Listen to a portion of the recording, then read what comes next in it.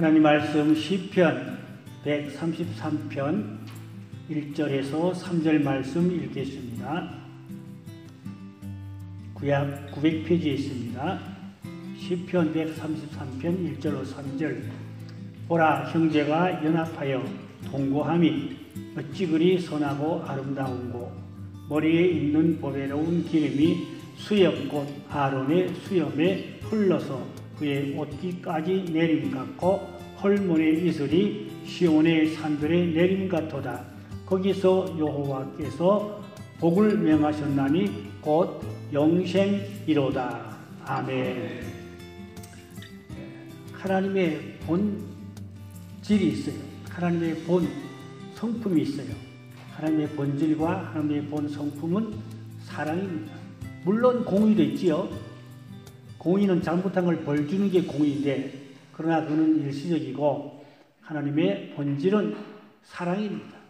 사랑으로 용서하고 축복하고 은혜 주시고 구원하시고, 하나님의 본질은 성품은 사랑으로 볼 수가 있는데, 그 가운데 여러 가지 내용들로 분류할 수 있겠지만 오늘은 형제 우애에 대한 말씀을 같이 은혜를 나누어 보려고 합니다. 부모가 자식들한테 원하는 것 가장 중요한 게 뭔가 하니까 형제들 사이에 싸우지 않고 서로 우애가 있고 서로 사랑하고 서로 도와주고 사는 것, 그것을 볼 때 부모는 가장 기쁘고 즐거울 것입니다. 반대로 말하면 자식들이 싸울 때 부모의 마음은 찢어지고 얼마나 고통스럽고 괴롭다는 것을 알 수가 있습니다. 특별히 자녀들이 진리 안에서 행할 때, 자녀들이 믿음으로 살고 기도로 살고 은혜와 성령 충만하고 그렇게 살면서 또 형제간의 우애가 있고, 그렇게 하면 부모는 너무나 기쁘고 행복하고 좋을 것입니다. 하나님의 자녀들이 서로 사랑하고 서로 협력하여 도와서 하나님이 기뻐하는 선한 일을 행할 때 하나님은 얼마나 기뻐하시고 좋아하시겠습니까? 그러니까 고르게 형제들도 서로 사랑하면 부모가 좋듯이 교회는 다 형제고 자매고 다 몸이고 부형이고, 우리가 한 주 안에서 믿는 사람은 다 영적으로 한 가족과 같습니다. 그러면 다투지 말아야 되겠죠? 다투는 교회들이 들어있죠? 다투면 하나님 마음이 얼마나 아프겠어요? 사랑하고 서로 돕고 협조하고, 그럴 때 하나님도 사랑하는 교회를 기뻐하고 좋아하실 것입니다. 오늘 아침에 제가 다음 뉴스를 보니까 서울의 대형 교회입니다. 초대형 교회인데 목사님, 사모님 다 돌아가셨어요. 그런데 자식들이 3형제가 있는데 3형제들이 재산 싸움이 났어요. 법정에 가서 재판받습니다. 3형제가 머리가 터져나고 서로 들이대고 싸웁니다. 그런데 법정에서 셋째 아들의 손을 들어줬더라고요. 물론 부모의 어떤 그 유서가 단서가 돼서 그런 것 같아요. 자세한 이야기 제가 할 수가 없지만 어쨌든 간에 3형제가 부모의 재산을 가지고 사회법정에 나가서 싸운다는 것은 굉장히 덕스럽지 못하고 은혜롭지 못하지요. 어느 교회라면 다 압니다. 모를 사람 한 명도 없을 거예요.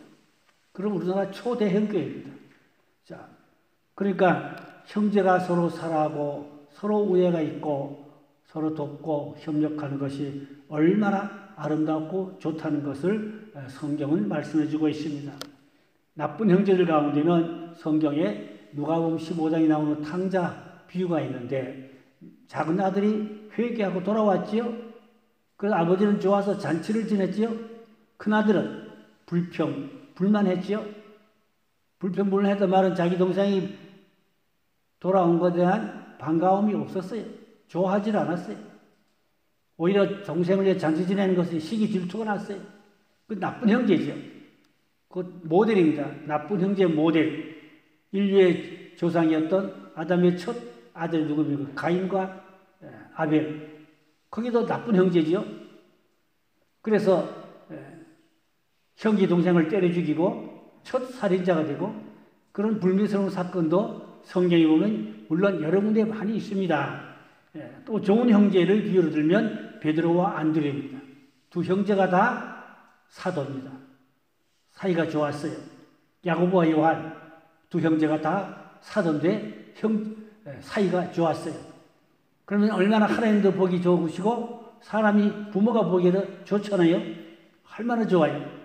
그래서 형제 간에 가장 중요한 건 서로 우애를 가지고 사랑하고 협력하고 도우며 사는 것이 너무 보기 아름답고 좋다. 그 말씀이에요. 첫째로 형제 우애는 하나님 사랑보다 우선이라고 성경은 알려주고 있는데 요한일서 4장 20절로 21절이 누구든지 하나님을 사랑하노라 하고 그 형제를 미워하면 이는 거짓말하는 자니 보는 바 그 형제를 사랑하지 아니하는 자는 보지 못하는 바 하나님을 사랑할 수 없느니라. 우리가 이 계명을 주께 받았나니 하나님을 사랑하는 자는 또한 그 형제를 사랑할지니라. 여기 보면 형제를 사랑하지 않는 사람은 하나님 사랑이 거짓말이라는 것입니다. 형제도 사랑하지 않으면서 보이는 형제도 사랑하지 않으면서 하나님 사랑한다. 그 새빨간 거짓말하는 것이죠. 그러니까 형제 간의 사랑을 해야 그게 더 우선이라는 거지요. 사도 요한은 본인은 형제를 사랑하지 못하면 보이지 않는 하나님을 사랑한다는 말이 거짓말이라고 분명히 성경에 말씀하고 있습니다. 어느 교회 여학생이 암이 걸려서 항암치를 많이 받다 보니까 머리가 다 빠지고 머리가 대머리, 교회 나가기가 창피하고 부끄럽잖아요.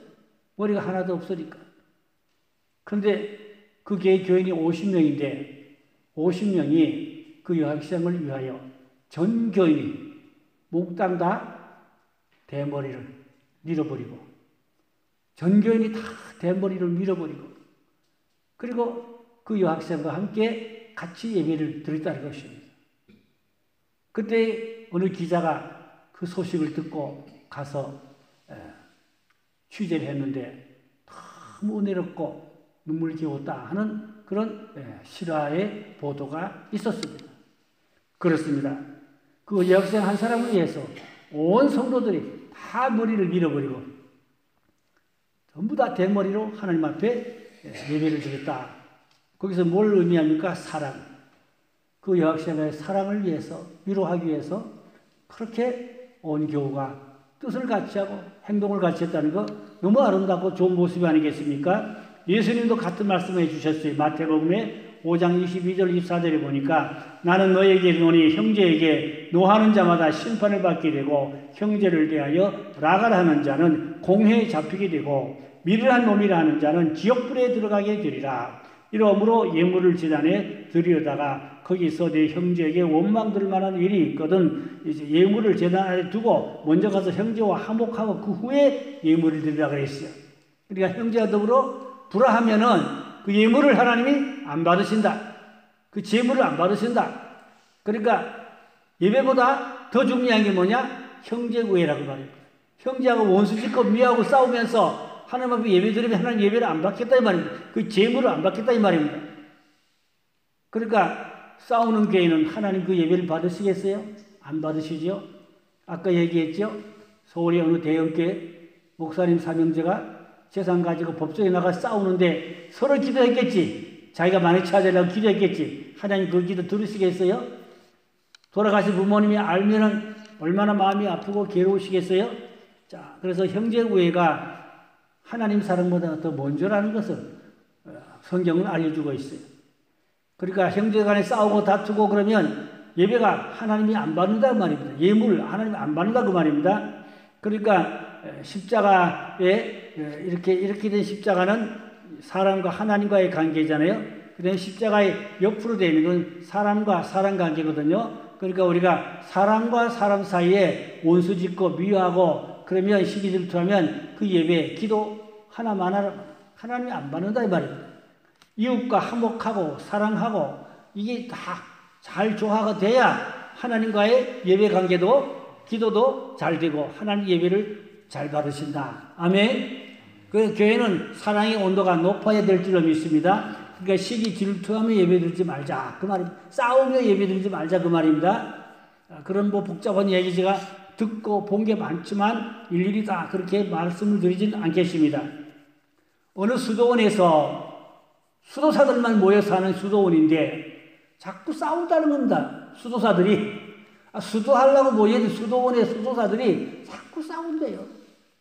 그래서 수도원의 원장이 하루는 고민하다가 무슨 말을 던진 거 하니까 우리 가운데 몰래로 아멘을 오사로 오신 메시아가 계시다.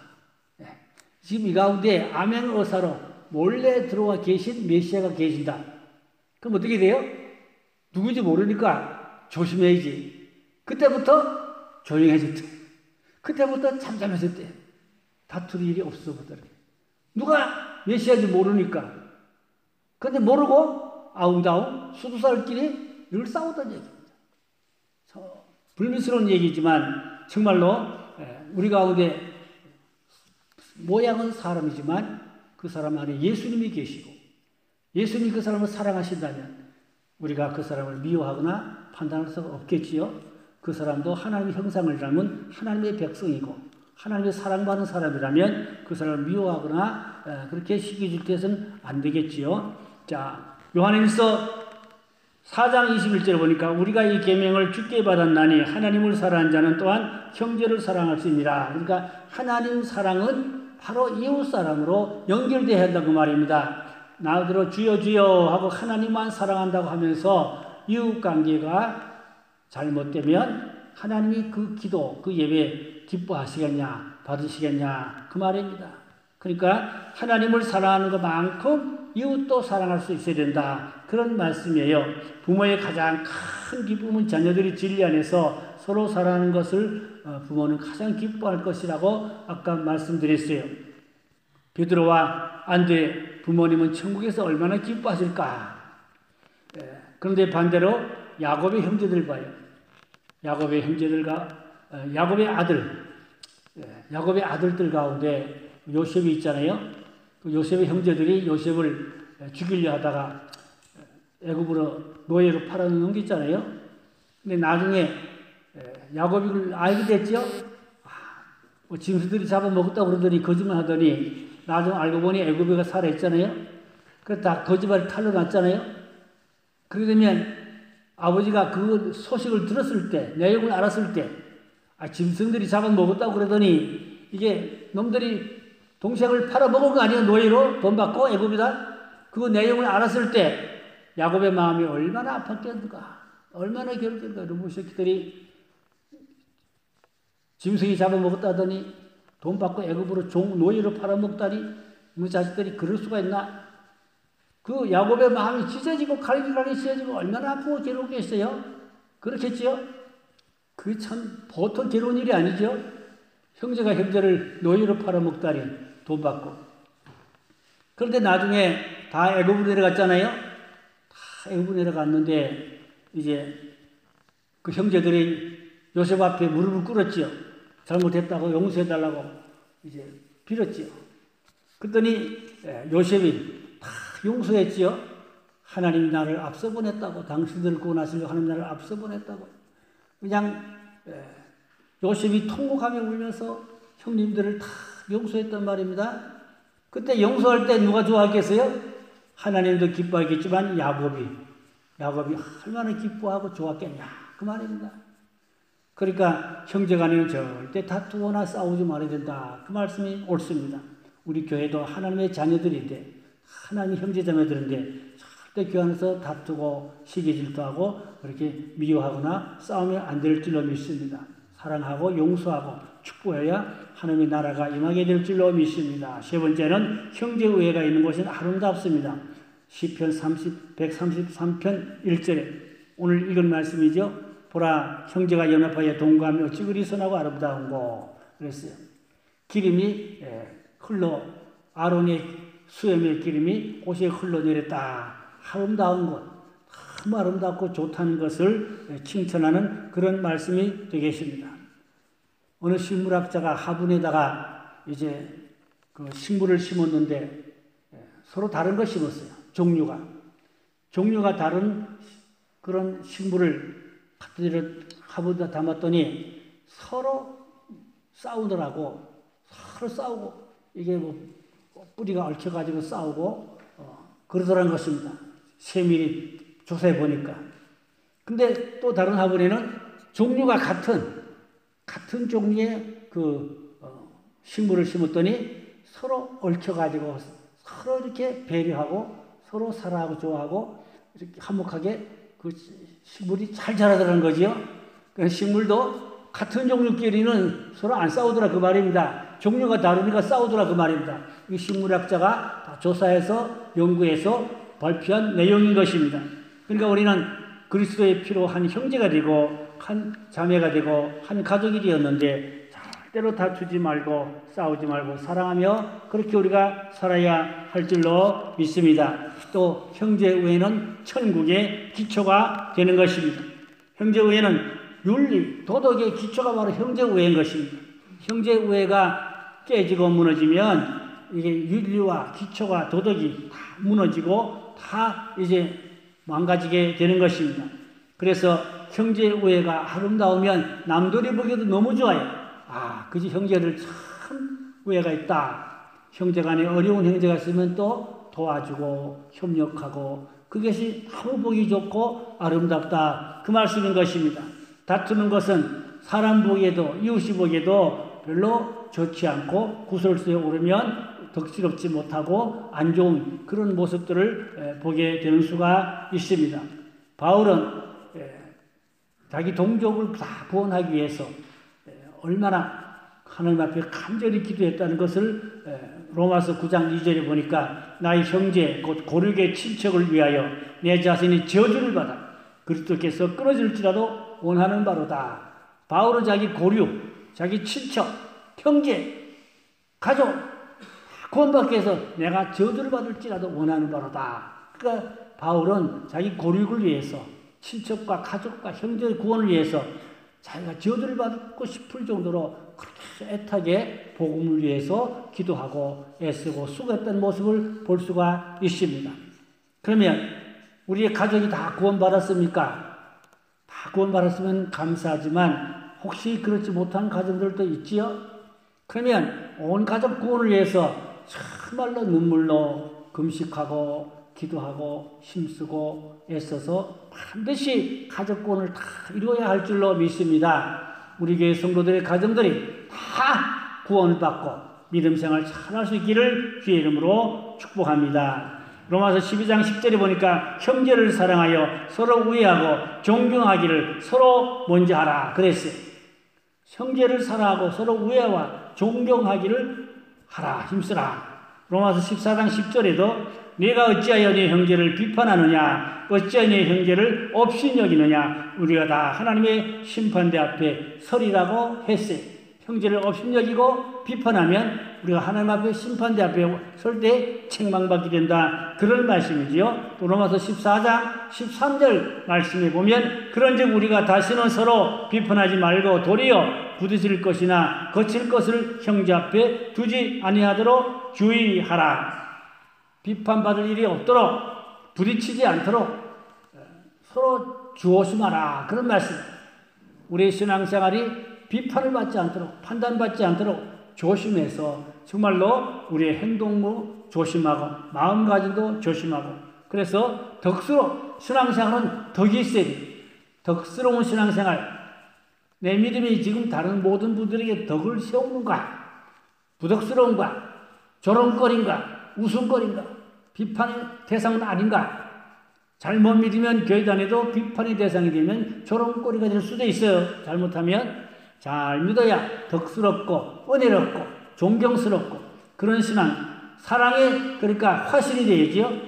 우리가 사랑의 화신 되면 미움받을 일이 없어요. 사랑의 화신 되면 반드시 덕을 세우고 은혜를 끼치게 될 줄로 믿습니다. 그래서 교회는 사랑으로 서로 종로를 하라 그랬죠. 잘 섬기고 사랑으로 종로를 할 때 은혜로운 교회가 될 수 있게 될 줄로 믿습니다. 마지막 다섯 번째로 형제 우애는 지속적이어야 됩니다. 지속적으로 계속하라. 히브리 13장 1절 2절 보니까 형제 사랑하기를 계속하고 손님 대접하기를 잊지 말라. 이로써 부지 중에 천사를 대접한 자들이 있다고 했어요. 그러니까 고르게 친형제뿐만 아니라 우리는 같은 교우들이라면 같은 우리가 이웃이라면 다 형제처럼 자매처럼 그렇게 존경하고 사랑하고 아끼고 그렇게 서로 돌보고 섬기고 사랑이 그렇게 넘치는 삶을 살아야 된다. 그런 말씀이 되겠습니다. 혹시 사람을 잘 공경하고 잘 섬기고 잘 받들면 부지 중에 천사를 공경하고 받들고 섬길 수도 있다. 그런 말씀도 되겠습니다. 아브라함은 지나가는 행인이라고 생각하고 대접을 잘 했더니 알고 보니 하나님의 천사였어요. 천사가 지나가는 나그네처럼 아브라함의 집에 들렸단 말입니다. 근데 아브라함이 물을 갖다 발을 씻겨주고 또 맛있는 음식을 대접하고 그냥 지나가는 행인이라고 생각했는데 알고 보니 하나님이 보내신 천사였고 아브라함의 가정을 축복하러 왔던 것입니다. 그래서 천사가 대접을 받고 나면 어떻게 했어요? 돌이 되면 아들을 낳으리라. 아들을 낳는 축복을 받았어요.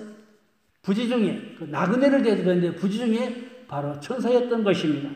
그래서 우리가 손님을 잘 대접하는 것도 잘 천사를 대접하는 경우가 있다. 그런 예화도 많아요. 그런 예화가 많아요. 추운 겨울에 어떤 거지 비슷한 나그네가 문을 두들기면서 밥 한 끼 달라고. 그래서 밥 한 끼 줬대요. 그랬더니 또 하룻밤 재워달라고 하더래요. 그래서 자기 침대를 내줬다는 거죠. 주인은 그냥 바닥에 자고 손님을 침대에다 재웠다는 거죠. 거지니까 얼마나 지저분하고 더럽겠어요? 근데 아침에 일어나 보니까 없더래요. 어느새 갔더래요. 근데 그 이튿날에 주님이 그러더래요. 내가 대접을 잘 받았다고 고맙다고 그러더래요. 그러니까 그 거지가 바로 주님이었어요. 주님이 거지 모습으로 그 집에 찾아갔던 것입니다. 만약 박절했더라면 주님을 박절할 그러한 경우가 될 뻔했던 것입니다. 자, 그런 실제적인 어떤 예화도 간증도 들어볼 수가 있었습니다. 그러니까 우리는 항상 늘 사랑으로 사람을 대해야 된다는 것을 알 수가 있습니다. 마태복음 12장 50절에 보니까 누구든지 하늘에 계신 내 아버지 뜻대로 행하는 자는 형제요 자매요 어머니라 하시더라. 그러니까 다 우리가 형제고 자매고 어머니고 아버지고 그렇다 말씀인 것입니다. 야고보 2장 15절 17절에 보니까 만일 형제나 자매가 헐벗고 일용할 양식이 없는데 너희 중에 누구든지 그에게 이르되 평안히 가라 덥게 하라 배부르게 하라 하며 그 몸에 쓸 것을 주지 아니하면 무슨 유익이 있으리요. 행함이 없는 믿음은 그 자체가 죽은 것이라. 야고보는 행함이 없는 믿음을 죽은 믿음이라고 했어요. 행함은 있는 믿음이 산 믿음이라는 것이죠. 마지막으로 요한일서 1장 10절 11절에 보니까 형제를 사랑하면 빛 가운데 거하며 형제를 미워하는 자는 어둠에 있고 그 어둠에 그 눈을 멀게 하였다. 그러니까 형제를 사랑하는 사람은 빛 가운데 행하는 자다.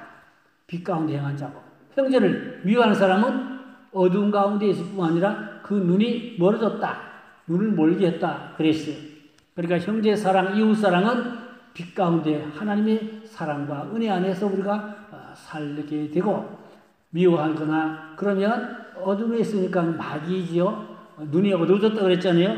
불행한 거죠. 눈이 어두우면 온몸이 다 어둡잖아요. 그러니까 우리가 가장 중요한 오늘 사랑하는 것은 하나님 보기도 아름답고 부모님들이 보기도 좋고 이웃이 봐도 좋고 그런 사랑스러운 덕스러운 은혜로운 가정 되시고 교회가 될 때 하나님이 기뻐하시고 많은 축복을 나려 주실 줄로 믿습니다. 기도하겠습니다. 아버지 하나님, 혹은 어떤 가정은 다투는 가정도 있습니다. 형제들이 다투면 부모의 마음이 썩습니다. 형제간에 사랑하고 서로 도울 때 부모의 마음이 기쁘고 즐겁듯이 아버지 하나님, 우리가 정말로 사랑으로 충만한 은혜로운 교회가 되고 사랑이 넘치는 그런 가정들 되도록 은총을 나눠주시고 축복하여 주시기를 원하옵나이다. 그래야 우리 성도들의 가정에 하나님의 사랑이 가득가득 하나님의 나라가 임하게 하시고 교회도 하나님의 사랑과 은혜가 넘치고 충만케 하셔서 우리 믿음의 덕을 세우고 하나님께 영광 돌리는 복된 모든 성도들 되도록 은총을 나리고 축복하여 주시옵소서. 믿고 감사하며 곧 다소중한 우리 주 예수님의 이름으로 기도 올렸사옵나이다. 아멘.